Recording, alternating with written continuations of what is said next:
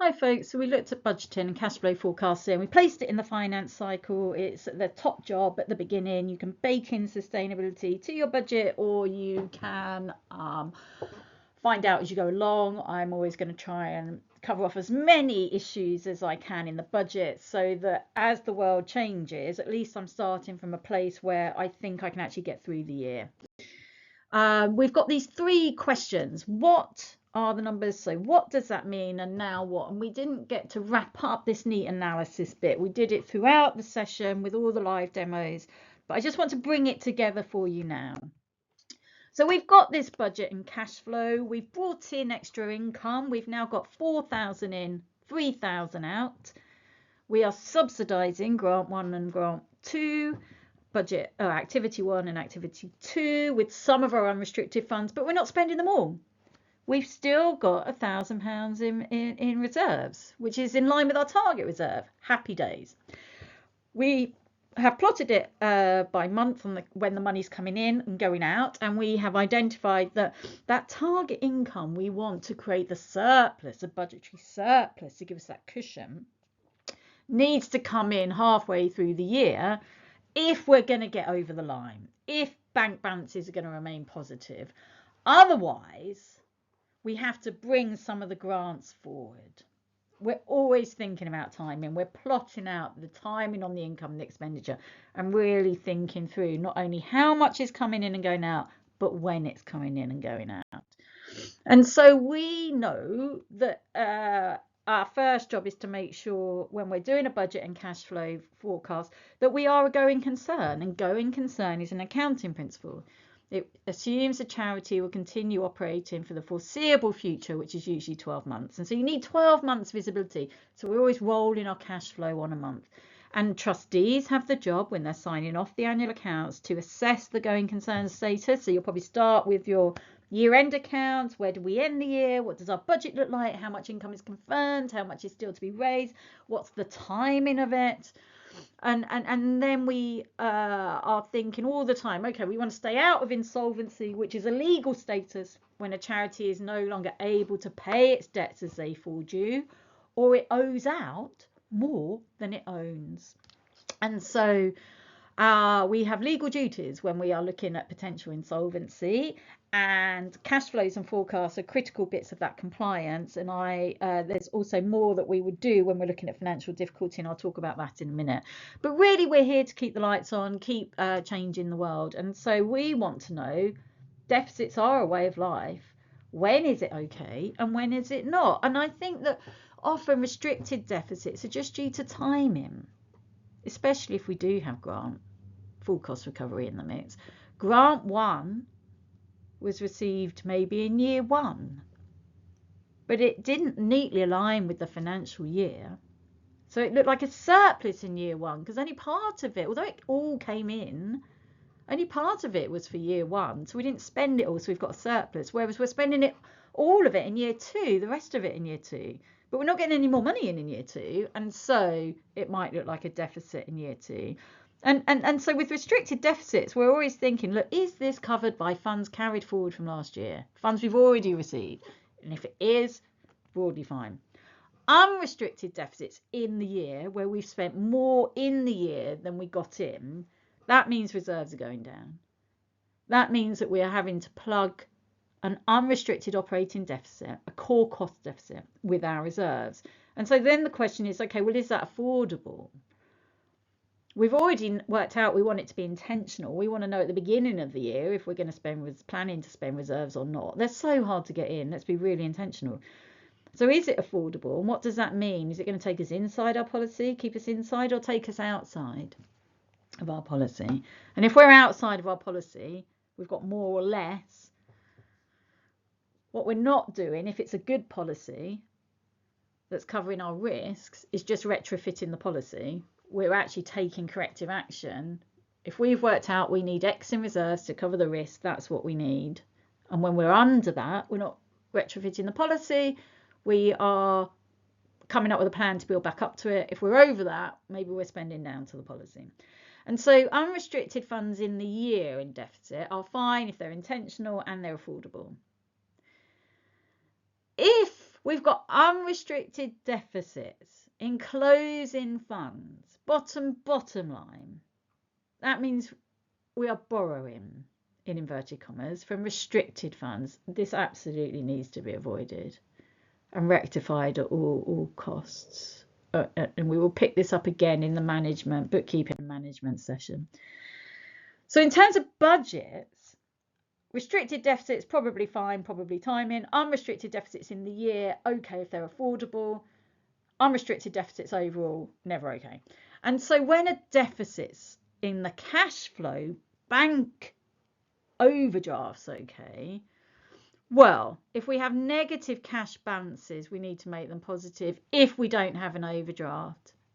And some governing body constitutions will prohibit overdrafts. Even if that allows it, the banks might say no because we're a small charity. And so our only option then is to bring income forward or increase it, or push expenditure back and decrease it. And that's why good finance system will tell you when you've got a problem, and a really good one will buy you time to fix it, because you can see it come in and you've got time to change it. And so if you were advising this charity, I guess, being curious, let's be curious. Let's just keep asking the questions. Is there enough income to cover our costs in each of our activities? Do we have any internal subsidies? Are they affordable? Are we building reserves? What might we want to consider? They were covering their costs. They had 4,000 in and 3,000 out. They weren't covering their costs in every activity. They were subsidising from unrestricted to restricted activities. Perfectly fine if it's affordable. Was it affordable? Well, if they bring in the additional target income, it is. If it's not, and anything changes in the real world, that unrestricted donation goes down, they're going to come unstuck. What might they want to consider? If they want to work project by project and start each year from scratch, that budget with a fair wind might work. If all of the income is confirmed and all of the costs very controllable, they will end with nothing, and they started with nothing, but they've changed the world in the meantime. Fantastic. If they have ambition to become a sustainable, lasting organisation, they have to factor in reserves. They have to factor in a rainy day fund. At the same time, can they pay bills as they fall due? Well, when we looked at it, no, not unless they bring in the additional target income in June. If they bring it in a Christmas appeal in December, that's not going to arrive in time. So can they bring it in? Can they bring it in time? If they can do that and all the future cash balances look like they're going to look positive, fantastic. If not, they need to take corrective action.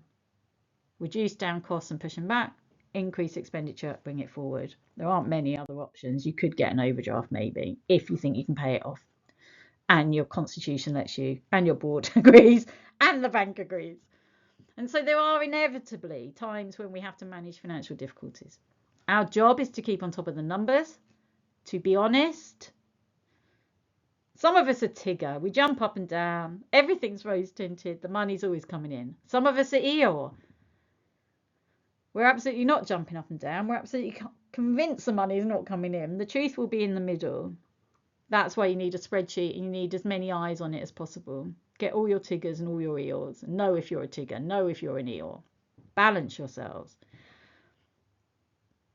And then we need to respond. We look at what the numbers are. We work out what that means. We need to expand or contract, and then we do it. What do we do?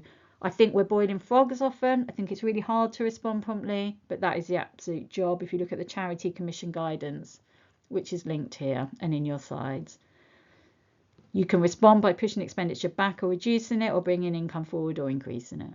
There aren't many other options.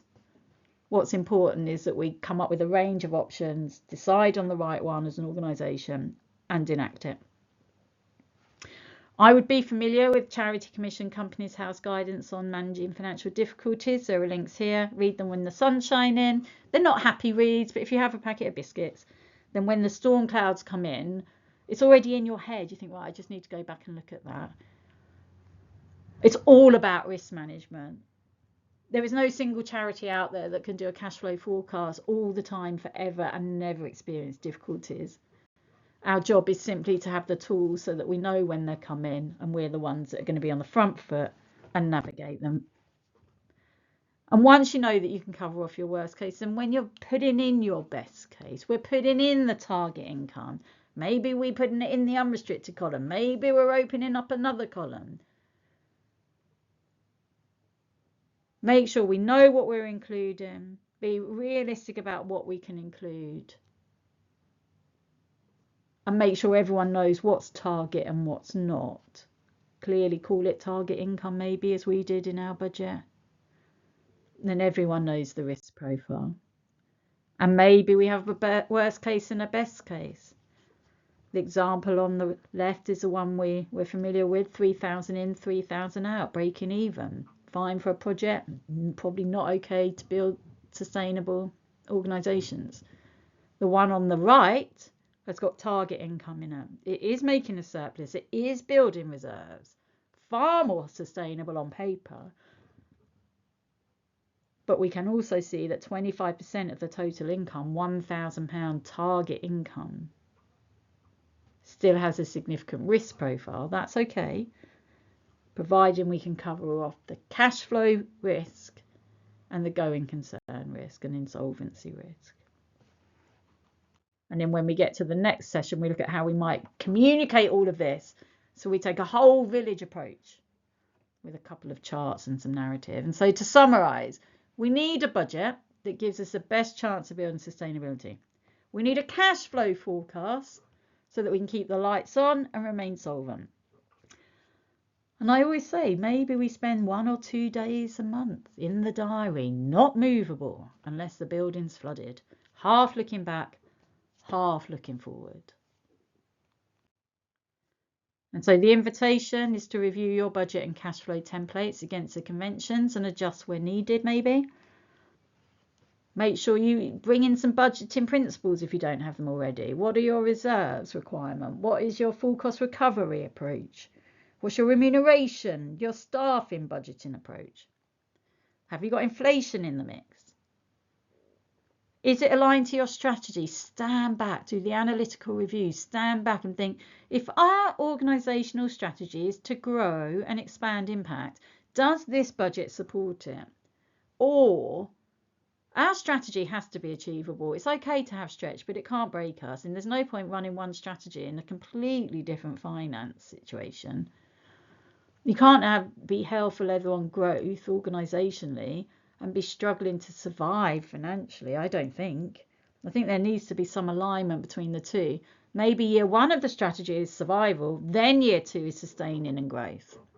Make sure your budget aligns to what you're trying to achieve and you're all having joined up conversations.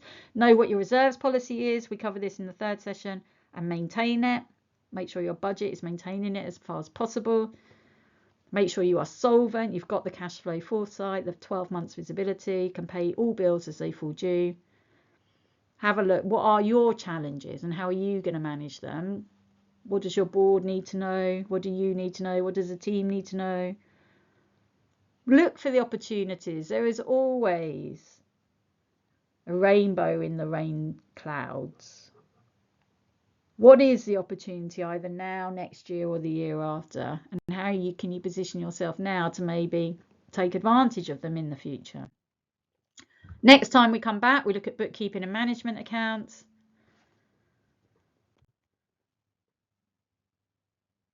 Seems I've put my number on the internet, but that's okay. You can text or WhatsApp at any time. I'll be sending an email invitation to see if you want to join a WhatsApp group. So maybe not forward these slides with all my number in it. I'm not about to re-record it. But the other point is very valid. Not all heroes wear capes. Some build financially resilient, world-changing organisations. It's not easy, but when you do it, oh wow, that's a life well lived, folks. All right, good luck. Let me know if you need anything else. Bye-bye.